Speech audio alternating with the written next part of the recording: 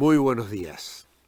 Estamos a miércoles mirando por el espejo retrovisor, tomando la imagen que nos dejó Abraham en el mensaje del domingo pasado en la Iglesia Revive, de un coche en el que vamos conduciendo el coche de nuestra vida, y él nos hacía reflexionar sobre el pasado, dejando atrás el pasado, pero mirar hacia adelante.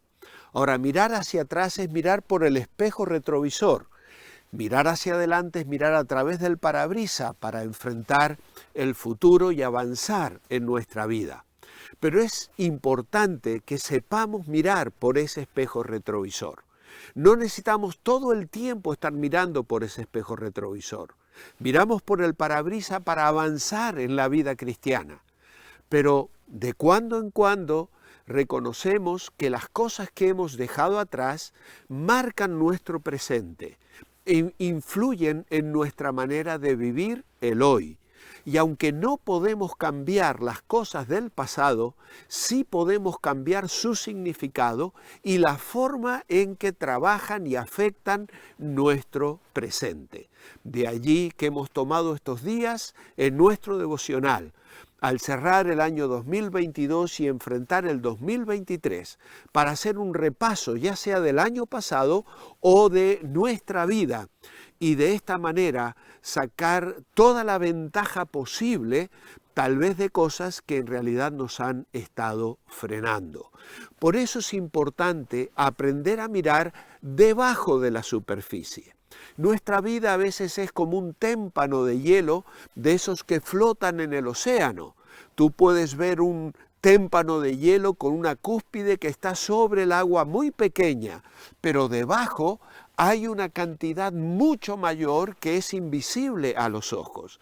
Y eso es lo que suele suceder en nuestras vidas. Nuestro pasado pesa demasiado e influye en nuestra presente manera de vivir. ¿Cómo miras debajo de la superficie de tu vida? ¿Cómo miras el pasado? ¿Podrías decir que te es fácil identificar lo que sientes en tu ser interior? Cuando vamos al Evangelio de Juan en el capítulo 11, vemos al Señor Jesucristo llorando ante la muerte de su amigo Lázaro. Se conmueve al ver el llanto de sus hermanas y de los amigos que estaban allí. Y nos dice la Escritura, Jesús lloró. Más tarde en Lucas 19:41 se nos dice que el Señor lloró sobre Jerusalén. Jesús podía identificar los sentimientos que había en su ser interior. Pero, por otro lado, ¿estás dispuesto a explorar partes que antes no conocías o que no las querías aceptar y permitir a Cristo que las transforme más plenamente?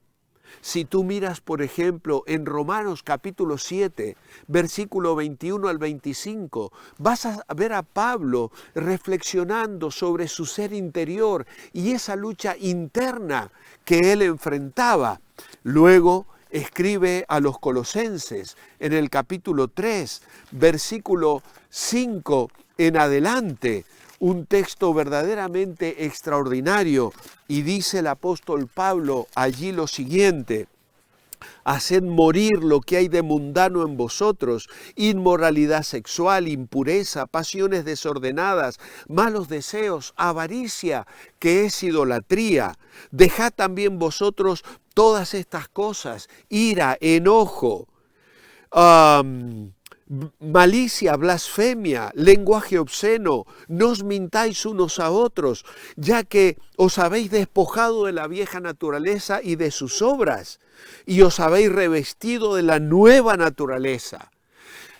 Hay que aprender a mirar debajo de la superficie, identificar aquellas cosas que no queremos identificar y permitir que Cristo las transformes. Están allí en el pasado. A lo mejor reaparecen de vez en cuando somos sometidos a alguna prueba o alguna dificultad. pero es importante que aprendamos a reflexionar sobre ellas y permitir al Espíritu de Cristo transformarlas y cambiarlas. En tercer lugar, quiero hacerte otra pregunta. ¿Disfrutas de estar a solas con el Señor, en quieta meditación, contigo mismo y en la presencia del Señor? En Marcos 1:35 nos dice que el Señor Jesús salía muy temprano para orar y pasar tiempo a solas con Dios. Lucas capítulo 6, versículo 12 también nos lo dice. El Señor buscaba momentos de soledad y de quietud para estar juntos con su Padre. Allí Él examinaba su corazón, la voluntad de Dios para su vida. Decidía en oración a quiénes escoger para el ministerio. ¿Tomas un tiempo para estar a solas con Dios cada día de tu vida? En cuarto lugar, ¿puedes hablar con toda libertad de tus emociones, de tus alegrías, de tus penas? Incluso aquellas partes más secretas de tu vida. El Salmo 22, por ejemplo, hace un repaso extraordinario de la mirada que el salmista hace sobre sí mismo, sobre sus enemigos, sobre sus amigos, sobre sus conocidos y también sobre su relación con Dios. En Proverbios capítulo 5, versículo 18 leemos: sea bendito tu manantial, alégrate con la mujer de tu juventud, esa sierva amada y graciosa Gacela, que sus caricias te satisfagan en todo tiempo, en su amor recréate siempre. ¿Por qué, hijo mío, has de andar con la mujer ajena? Esto tiene que ver con la sexualidad en nuestras vidas, un tema que habitualmente no tocamos, pero puedes mirar estos aspectos de tu vida en la presencia del Señor y hacerlo con libertad, sabiendo que Dios vela también sobre cada aspecto de tu vida. En quinto lugar, eres capaz de experimentar y enfrentar la ira de una manera que te lleve al crecimiento personal y ayudar al crecimiento de los que están a tu alrededor. En Efesios capítulo 4, versículo 25 al 32, el apóstol Pablo habla acerca de la ira y dice: airaos, pero no pequéis, no se ponga el sol sobre vuestro enojo, no mintáis, no uséis palabras deshonestas, hablad la verdad. Y todas estas cosas tienen que ver con una manera de vivir diferente. Soy sincero, eres sincero contigo mismo y con tus seres queridos, sobre tus sentimientos, sobre tus creencias, sobre tus dudas, sobre tus penas, tus heridas, aquellas que has sufrido y que están bajo la superficie de tu vida. El Salmo 73, por ejemplo, es un salmo donde el salmista se examina y habla acerca de las dudas que afectaron su fe y estuvieron a punto de hundirle en la incredulidad. Sin embargo, finalmente entra en el santuario de Dios y dice: Señor, allí pude ver las cosas tal como son y pude descubrir que tú siempre estás conmigo. Otro que hizo un ejercicio profundo acerca de su pasado y de su ser interior fue Jeremías. En el capítulo 20, versículos 7 a 18, el Señor habla con el Señor y le dice: Señor, me sedujiste y fui seducido. Incluso llega un momento en el que maldice su nacimiento, pero luego se levanta para entender que Dios tenía un propósito para su vida. Necesitamos enfrentarnos con nosotros mismos. Necesitamos mirar el pasado, los momentos buenos, los momentos generosos, los momentos perdidos, los momentos decisivos y los momentos dolorosos. Todos esos momentos de nuestro pasado hacen quien somos hoy nosotros. Y cuando tú te enfrentas a esa realidad, tienes que aprender a quebrar con el poder del pasado en tu vida. Resuelve los conflictos de una manera respetuosa, directa y clara, y no como probablemente aprendiste de tu familia cuando eras chico, cuando sufrías humillaciones dolorosas, cuando los problemas se barrían debajo de la alfombra, cuando las tensiones escalaban, cuando se acudía a un tercero en lugar de acudir directamente a la persona implicada.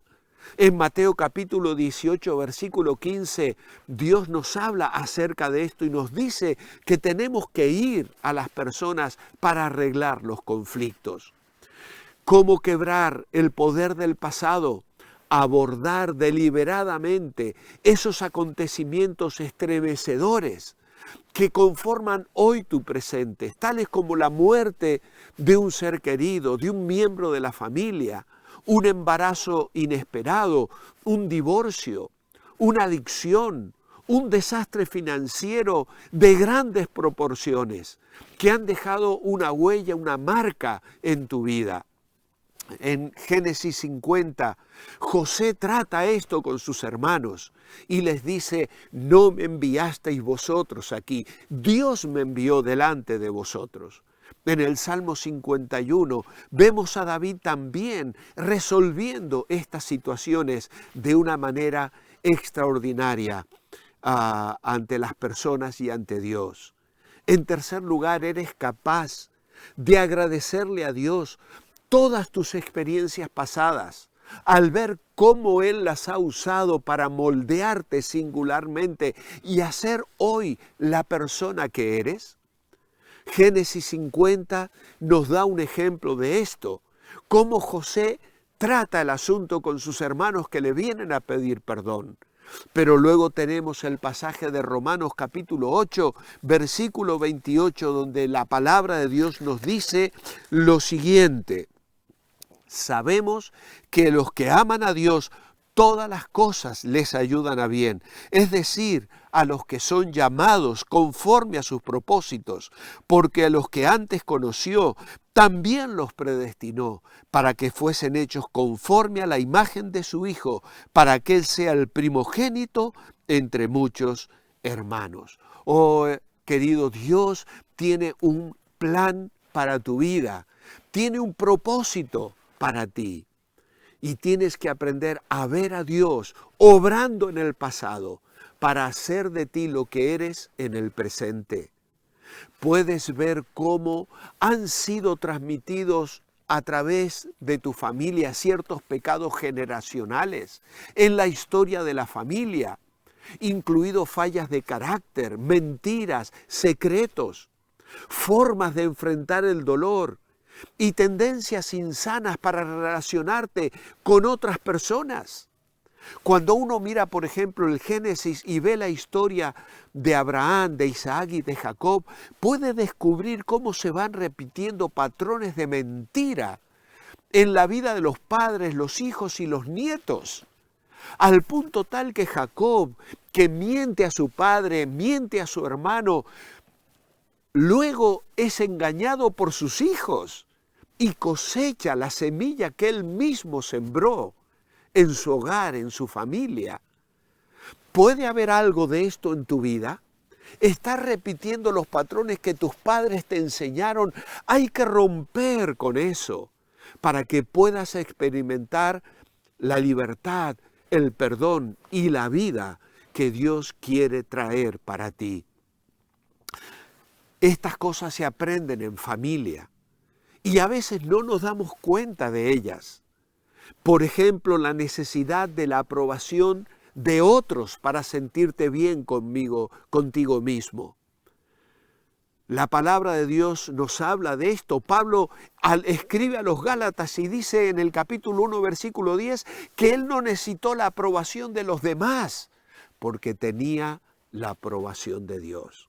Claro, porque asumía la responsabilidad y el hecho de que Dios era soberano sobre su vida, en lugar de vivir culpando a otros. ¿Has vivido así? Pues yo te invito a que en esta mañana acabes con eso. Confiesa ese pecado. Renuncia a ese pasado que te ata. Y una vez que has echado esa mirada por ese espejo retrovisor, ahora mira hacia adelante. Mira por ese parabrisas hacia la meta a la que el Señor te llama.